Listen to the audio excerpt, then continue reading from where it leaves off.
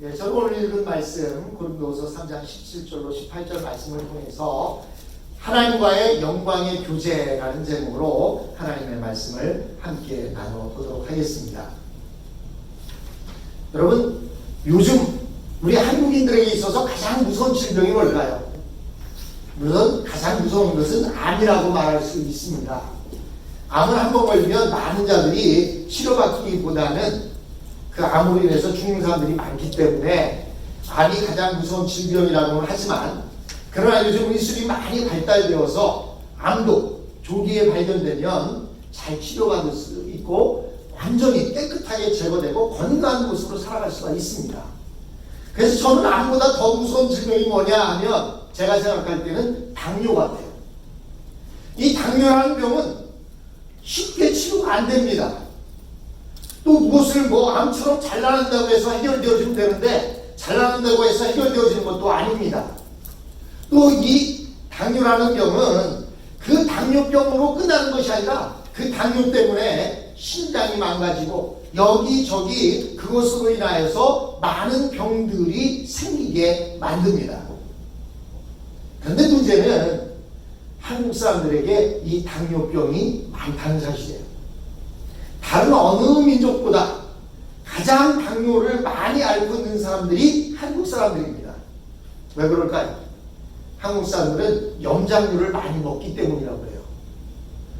이렇게 간을 한 음식들, 소금이 나쁜 것이 아니라 소금 안에 있는 그것들이 나쁜데 그것을 많이 먹기 때문에 짠 것을 많이 먹다 보니까, 또 흰 쌀밥을 많이 먹다 보니까, 또 설탕을 많이 먹고 밀가루를 많이 먹다 보니까 당뇨가 생긴다고 합니다. 그럼 당뇨가 생기면 제일 먼저 망가지는 게 뭐냐면 콩팥이 망가집니다. 신장 기능이 망가져서 결국에는 당뇨 때문에 어떤 사람은 일주일에 한 번씩, 일주일에 두 번씩, 일주일에 세 번씩 피를 걸러야 이렇게 살아갈 수가 있습니다. 그래도요, 이렇게 때를 따라 피를 잘 걸르는 사람들은 그래도 불편하긴 하지만 살아가는데 문제는 없어요. 일주일에 두 번 그때 가서 피 걸르고 오면 나머지 한 이틀은 전혀 문제없이 살 수가 있습니다. 근데 이 사람들에게 가장 좋은 것이 있다면 무엇일까요? 그것은 당뇨가 치료되어지고 또 콩팥이 완전히 재생되어져서 피를 거르지 않고 살아갈 수 있다면 그것처럼 좋은 게 어디에 있겠습니까? 오늘 바울 선생님은 고린도 후서를 통해서 우리에게 무엇을 말씀하시냐면 율법과 하나님의 예수 그리스도의 복음을 비교하며 말씀하시는데, 율법은 무엇이냐? 율법은 당뇨 환자가, 또 신장병 환자가 일주일에 두 번씩 피를 걸르며 살아가는 것, 그것을 율법이라고 말합니다. 즉 피를 제때제때 걸리기만 하면 죽지 않고 살아갈 수가 있어요. 그게 바로 율법이라는 겁니다. 즉 율법이라고 하는 것은 내가 죄를 지었을 때 죄를 지었음을 알고 그 죄를 토설하고 1년에 한 번씩 대속죄일에 속죄 제사를 드리고, 또 내가 죄를 지을 때마다 그 죄에 대한 제물을 드리며 그 율법을 지키며 살아가는 것.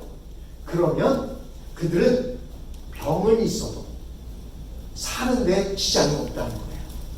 죄는 있어도 죄를 매일매일 죄에 대해서 용서함을 받고 살기 때문에 살아가는데 지장이 없다는 겁니다.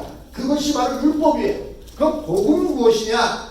복음이라고 하는 것은 죄를 지을 때마다, 즉 일주일에 두 번씩 투속을 하면서 살아가는 것이 아니라 완전히 깨끗한 자가 되어서 다시는 투속하지 않고도 건강하게 살아갈 수 있는 것, 그것을 보고 복음이라고 비교하고 있는 것입니다. 이것이 바로 복음이 우리에게 주는 하나님과의 영광의 교제인 것입니다. 본문을 읽어가면서 한번 살펴보기 원합니다. 17절에 보니까 주는 영이시니 주의 영이 계신 곳에는 자유함이 있느니라 라고 이렇게 말씀하고 있습니다. 참으로 이 말씀은 놀라운 말씀입니다. 여기서 주는 영이라고 한 것은 율법의 형식과 대조해서 비교해서 말하고 있는 것입니다. 주님은 우리의 행동 이전에 우리 안에 있는 깊은 본성 자체를 치료하십니다. 다시 말해서 그리스도의 치료는 한 주에 2번씩 투석하는 그런 치료가 아니라 완전한 치료, 근본적인 치료를 말씀하고 있는 것입니다. 주의 영이 계신 곳에는 자유함이 있다라고 본문은 말씀합니다. 여기서 자유함이라는 것은 이 율법의 조건부 치료와 반대되는 개념인 것입니다. 율법의 치료는 몸에 링거를 꽂고 신장 투석기를 단 상태에서 생명을 유지하는 그런 조건부 치료, 그것이 율법입니다. 이 사람들은 링거를 제거하거나 투석을 중단하게 되면 목숨을 잃게 되는 것입니다. 그러나 성령의 치료는 우리 안에 있는 깊은 죄성을 치료하여서 우리가 죄에서 자유케 하십니다. 이제는 병원에서 퇴원해서 정상적인 생활을 해도 된다는 뜻입니다. 그리스도의 치료는 바로 이렇게 완전한 것이기 때문입니다. 우리는 언제 어디서나 성령의 능력을 공급받을 수 있습니다.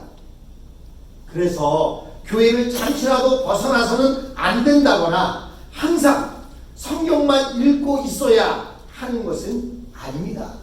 물론 그렇다고 해서 교회를 계속 빠져도 되고 안 나와도 된다 이런 얘기는 아닙니다.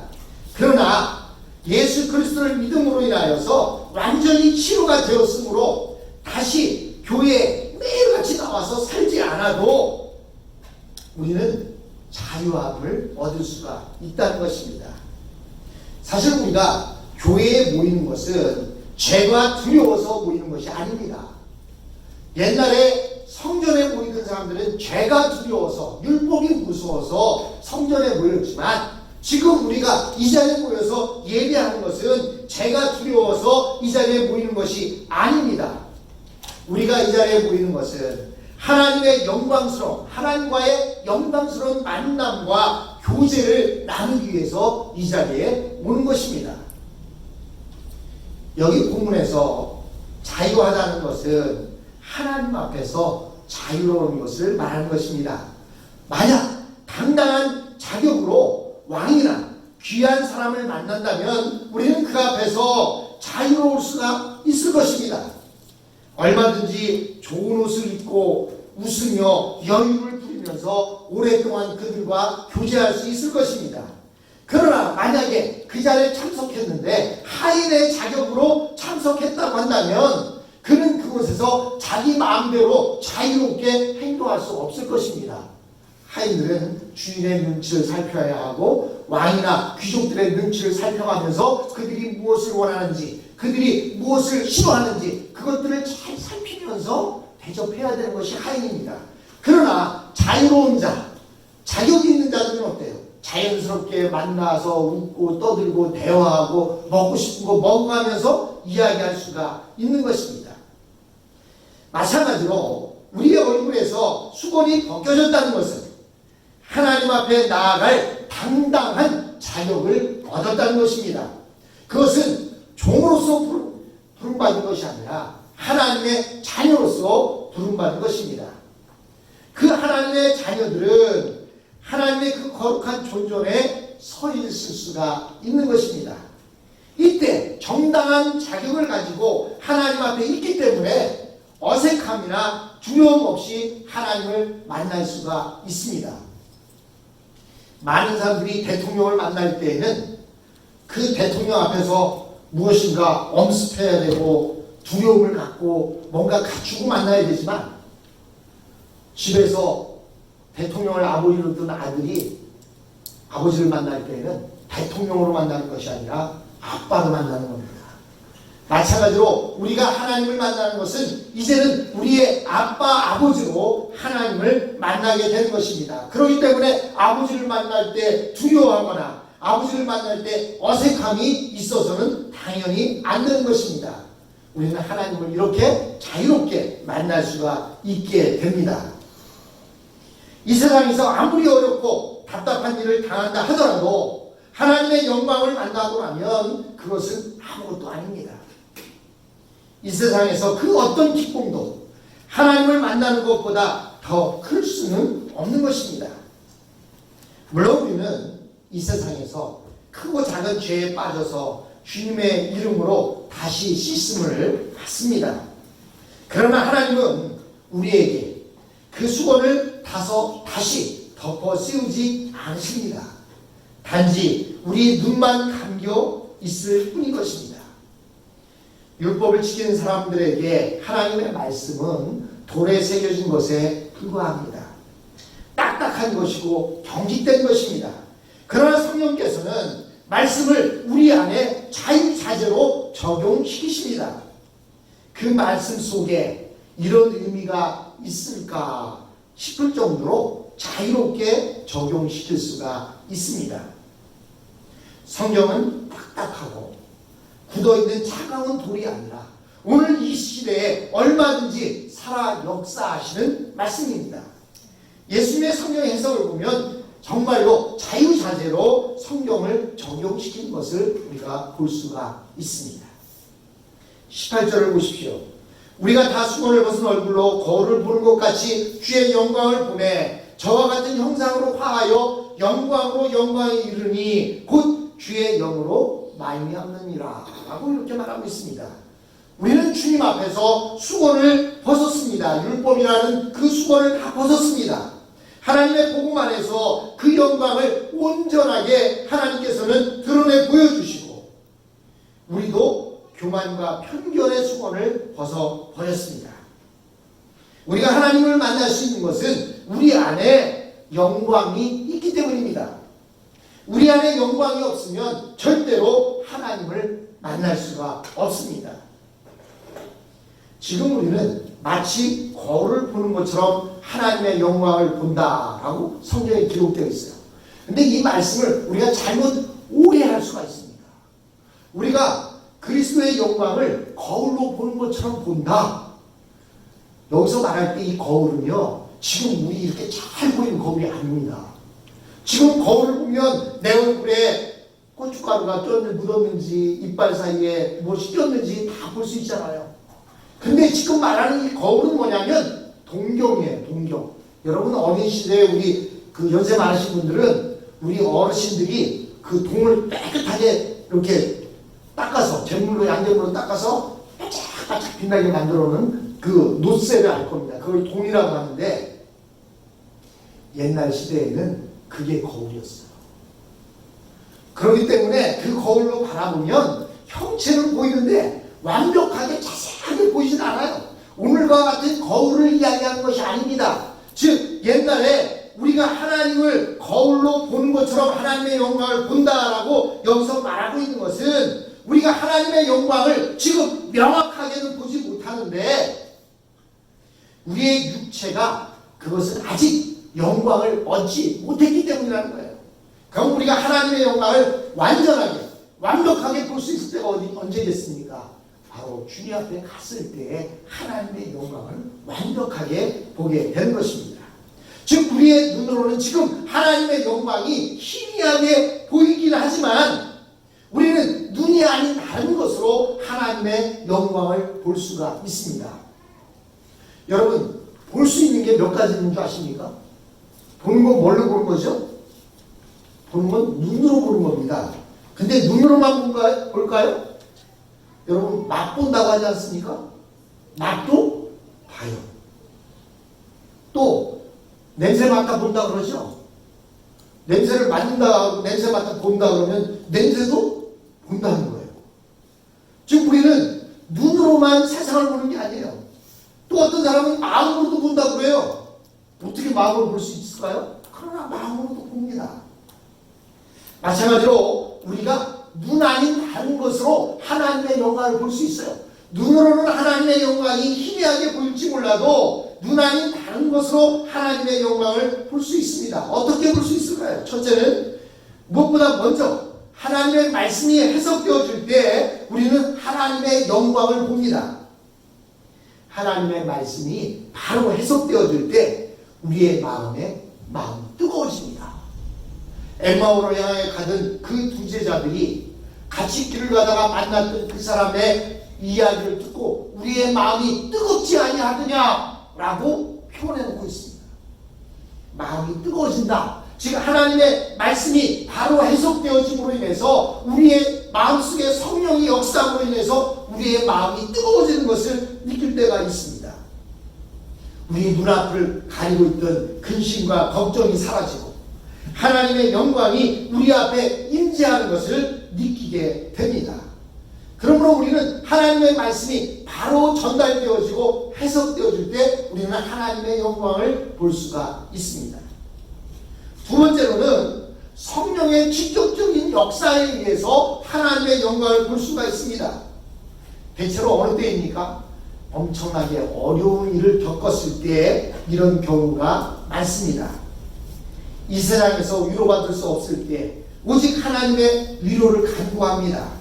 그때 갑자기 하나님께서 성령을 부어주셔서 이 세상에서 하늘의 영광을 체험하게 되고 두려웠던 마음이 사라지고 근심 걱정이 사라지는 것을 볼 수가 있습니다. 그때 뭐라고 말합니까? 아, 하나님은 과연 나의 아버지시구나라고 우리는 이렇게 고백하게 됩니다. 그러므로 성령의 직접적인 역사를 통해서도 하나님의 영광을 우리가 볼 수가 있습니다. 세 번째로는 뿐만 아니라 하나님의 특별하신 간섭하심과 기도 응답을 통해서 하나님의 영광을 경험하기도 합니다. 하나님께서 직접 우리를 만져주시는 거예요. 도저히 일어날 수 없는 그런 아주 몸이 병들어 있고 힘들어 있는데 갑자기 열이 내리고 거뜬해져서 자리를 차고 일어날 때가 있습니다. 오늘 교회가 도저히 가기 힘들고 몸도 무겁고 오늘 도저히 교회 가기가 싫어 그러는데 갑자기 기도하는데 갑자기 힘이 생겨서 벌떡 일어나서 샤워를 하고 교회를 올 때 이런 경험들을 우리는 자주 하게 됩니다. 뿐만 아니라 돈이 없어서 하나님 내가 이 돈이 있어야 오늘 무엇을 할 수 있는데 하나님 돈이 없습니다. 그런데 하나님께서는 어느 누구를 통해서 까마귀 역사하듯이 돈을 물어다 주시기도 합니다. 예전에 우리 김준하 원사님이 주일날 가게 문을 열고 있었을 때 시장 문을 닫으면 망할 것 같은 그러한 마음이 있었는데 기도하시면서 식당 문을 닫았어요. 그리고 그 뒤에 간증했을 때 그 간증이 뭔지 아십니까? 오늘 폐기를 해야 되는데 돈이 없는데 갑자기 손님들이 우르르 몰려 들어온다는 거예요. 제 간증이 아니고 우리 김준하 원사님 간증입니다. 제가 대신하는 거예요. 그래서 그 폐기를 할 수 있었다고 합니다. 그렇습니다. 하나님께서는 우리가 하나님 앞에 기도할 때 우리의 모든 어려움과 형편을 아시고 그 어려움과 형편 속에서 하나님께서 우리 가운데 역사하는 모습을 우리는 많이 체험을 하게 됩니다.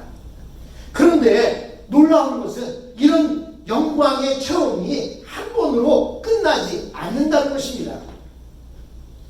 저와 같은 형상으로 화하여 영광으로 영광에 이르게 한다. 이렇게 성경은 말하고 있습니다. 이 세상에서 우리가 얼마나 영광스러워질 수 있는지 어느 누구도 상상하지 못할 것입니다. 그런데 영광으로 영광에 이르게 한다라고 성경은 말하고 있습니다. 즉 성령을 의지할 때 우리는 상상도 할 수 없는 그런 영광스러운 모습이 된다는 것입니다. 그럼에도 불구하고 이 모든 것은 거울을 보는 것과 같습니다. 왜냐하면 아직도 희미하게 보이기 때문입니다. 가장 영광스러운 것은 무엇입니까? 지금도 얼굴로 주님을 마주하는 것입니다. 대면하는 것입니다.